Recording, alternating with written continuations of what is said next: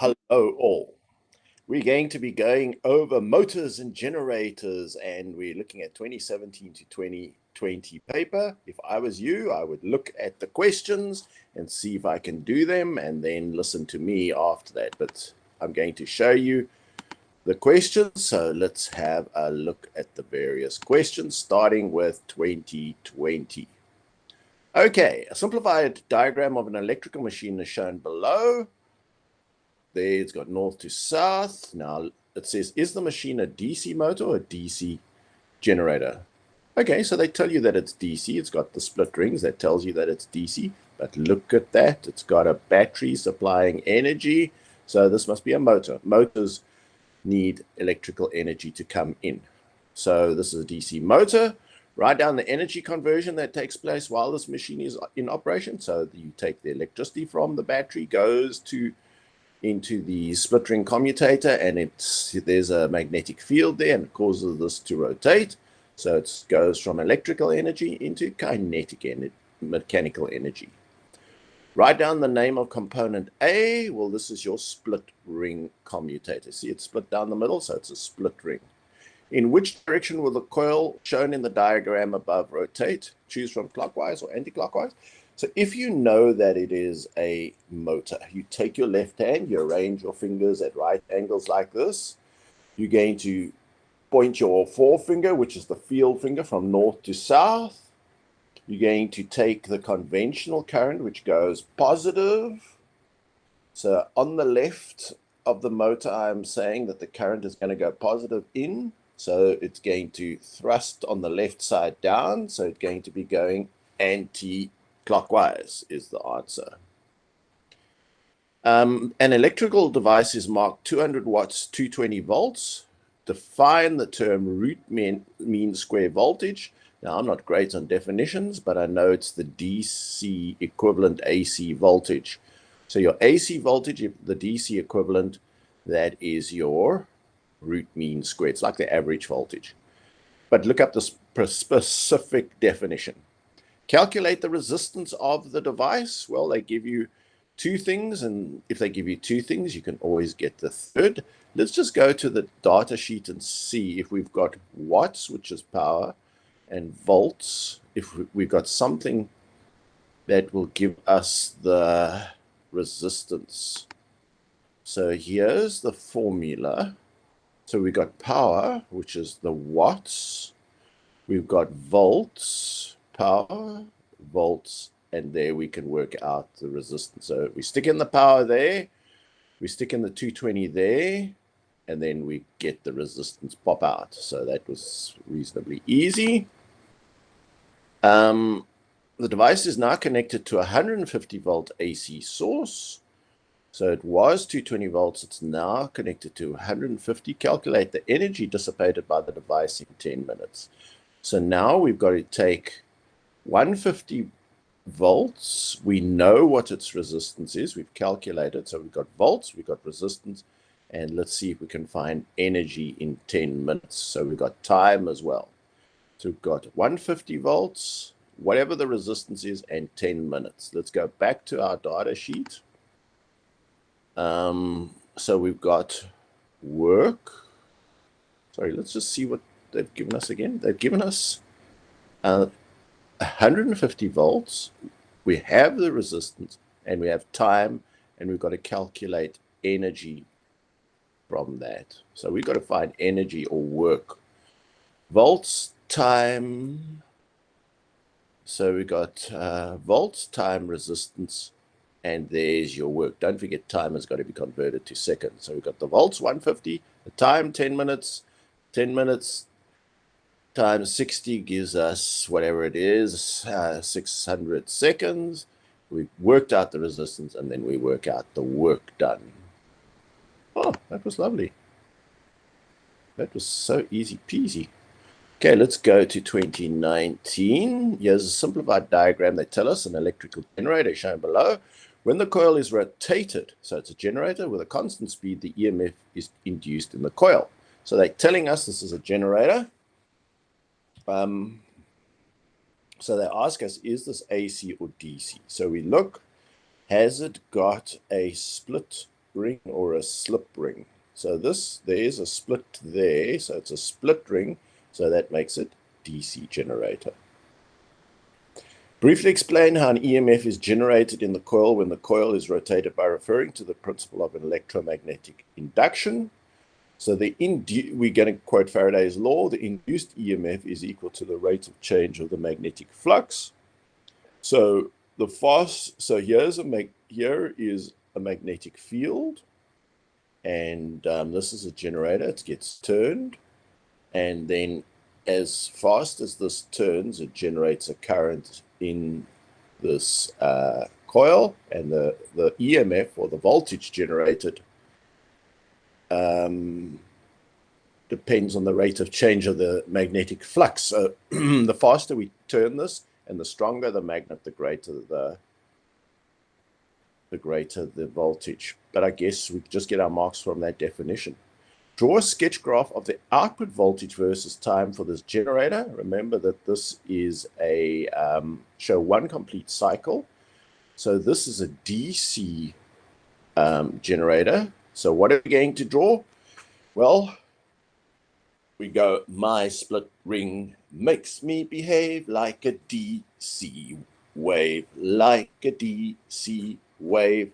So DC wave is two humps, like a camel, with a line time and voltage. So it's just going to be two humps is one wave. So that's how our sketch graph would show for one cycle.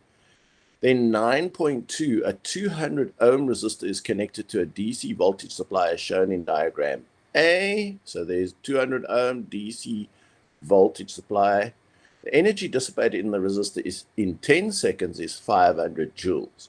So we've got 200 ohms, 500 joules, 10 seconds. The same resistor is now connected to an AC source, and 500 joules of energy is also dissipated in the resistor in 10 seconds. So we've got the same situation, one with a DC supply and one with an AC supply. So find the term root mean square voltage of an AC source. So like I say, root mean square voltage is the DC equivalent in an alternating current source. So it's the equivalent in alternating current of a DC voltage. Calculate the maximum peak voltage of the AC source. So what have they given us here? They've given us the work done in joules. They've given us the resistance. They've given us that it's, and we've got to calculate first the root mean square voltage. So can we calculate voltage if we've got work, resistance? Okay, so let's go to our data sheet. We got work, we got resistance. Can we find voltage? Got work, we got resistance. So we need work, resistance, voltage, and I think they gave us time. So I think it's this formula, work equals V squared delta T R. Let's just check again. Yeah, they gave us in 10 seconds. So that's the formula that we're going to work out, and then we're going to work out the voltage, but that voltage we're working out is what we call root mean square. So now let's go back to our work. So we're going to use that formula, and then we're going to convert this voltage, which is a peak voltage. It's the V, sorry, that's a V root mean square, and we're going to use this formula to find V max. So we're going to multiply whatever that voltage was from this formula by the square root of 2 to get what the V max was. Also very easy peasy, it looks like. Okay, let's have a look at the next question. 2018.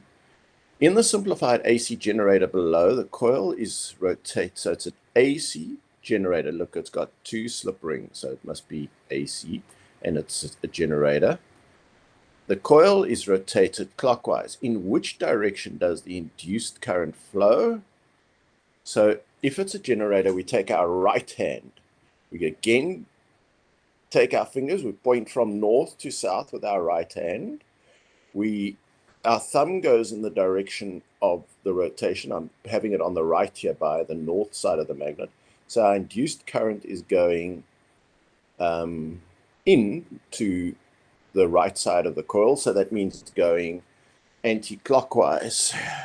So it's going from Y to X. That's one mark. On which principle or law is the working of the generator based? It's based on Faraday's law of electromagnetic induction. So they probably want all of that. Then you show that they've got what they want. State the energy conversion that takes place while the generator is in operation. So you're turning it, so it's going from mechanical kinetic energy into, and then it's generating electricity into electrical energy. Here's the voltage output for an AC generator. Look, it's got 340 plus, 340 minus. See, that's a classical alternating sine wave. Write down the maximum or peak output voltage, 340 is the answer. A stove is connected to the generator above and delivers an average power. So they give us power. Calculate the root mean square voltage delivered to the stove. So, well, if they give you the maximum voltage, you're just going to go back to this formula that we were here.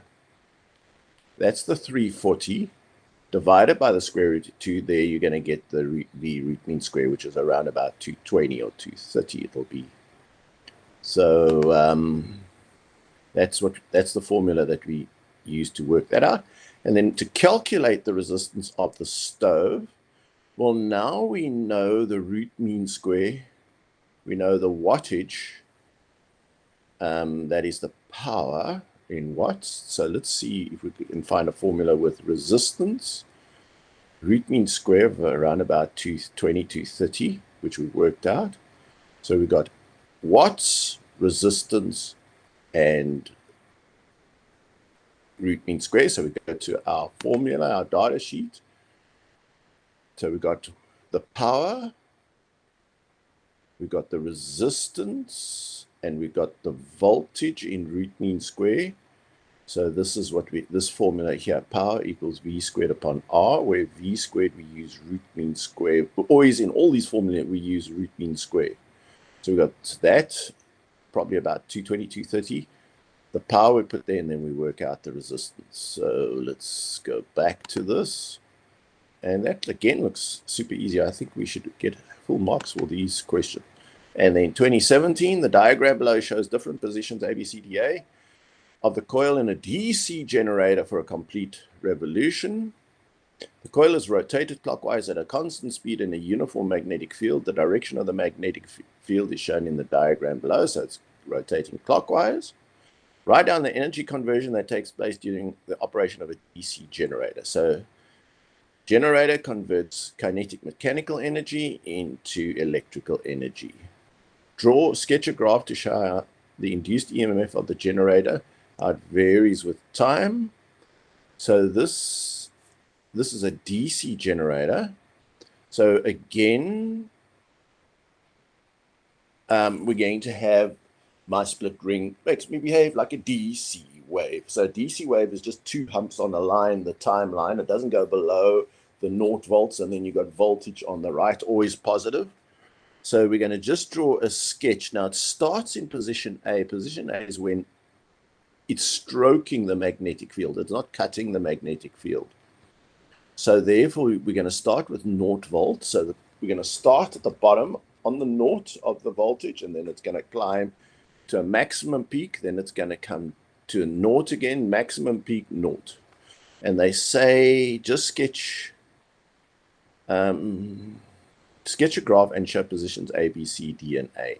So at A, it's 0, B, it's maximum, C, it's 0, D, it's maximum, and A, it's 0 again, 2 marks.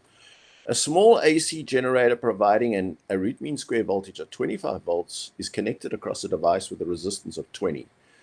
So they've got a root mean square voltage and 20 ohm device. The wires and all that have a total resistance of 0.5, refer to the diagram below. So we've got to include 20 plus 0.5 in the wires. Write down the total resistance of the circuit. So it's 20 ohms plus 0.5, 1 mark. Calculate the average power delivered to the device. So what have they given us? They've given us the resistance of 20.5, which is the device and its wires resistance. They've said they've given us the root mean square voltage of 25. So we've got volts, resistance, and we've got to calculate power. Actually, we would just use the power of the device. So we would just use the 20 ohms for the device only.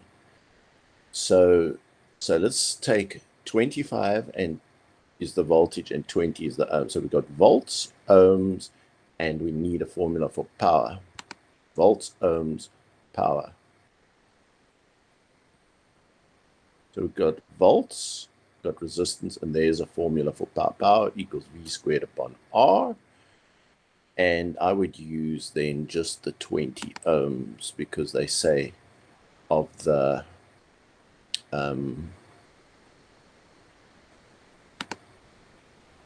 because they say just of the device, that's in italics there. Calculate the power delivered to the device.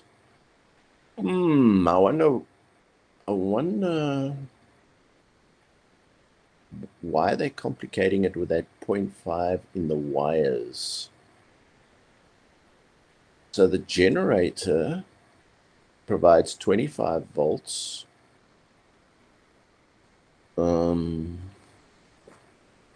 And this is for 5 marks, so it's actually quite a big question. So maybe we should look at the memorandum to see there's something fishy going on here, and I'm trying to think what it is.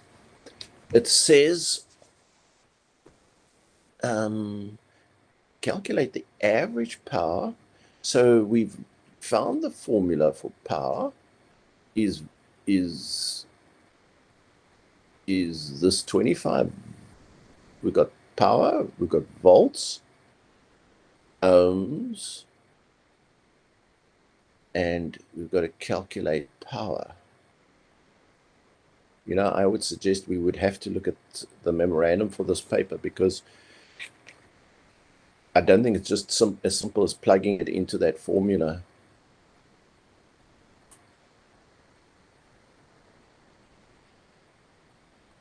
Because the generator provides 25 volts. Root mean square. It's got 20 ohms. The wire's got 0.5 ohms. Yeah, this is actually how I think this is. Some of the voltage is going to get lost in the wire. So we're going to get a drop of voltage from 25. So it's going to be probably about 24 or something, and then we're going to have to use that. So how do we calculate how much voltage is dropped across the wire? Well, if we know the total voltage of the generator, and we know the total resistance of the whole circuit, which is 20.5, we can then work out the total current in the circuit using Ohm's law. So we're going to say R equals V upon I, which is 25. R, which is 20.5, equals V, which is 25 upon I. We work out the current. Then we work out the voltage drop here, which is that current we worked out times this ohms, and it'll give us a voltage just across this device. Then we take this voltage across this device, which will have dropped by 1 or 2 volts, and we plug that into this formula here. Power equals whatever the voltage that gets to the device over, the voltage we worked out, the resistance of the device, which is 20 ohms, and then we work out the power. So that seems to be the trick of this particular question. We've got to work out the drop in voltage, and we do it by using Ohm's law. We have 25. You can consider that as your maximum. We've got 20.5 ohms. So we use Ohm's law. Resistance equals volts upon amps, and we work out the current through this whole circuit. Once we know the current and we know this resistance, we've got 2 out of 3. We then work out the voltage across this device. When we know the voltage across this device, we plug it into that formula and calculate the power to that device. And there we go. Okay, so 2017 had it's the only place where they had some really thinking questions. There we go.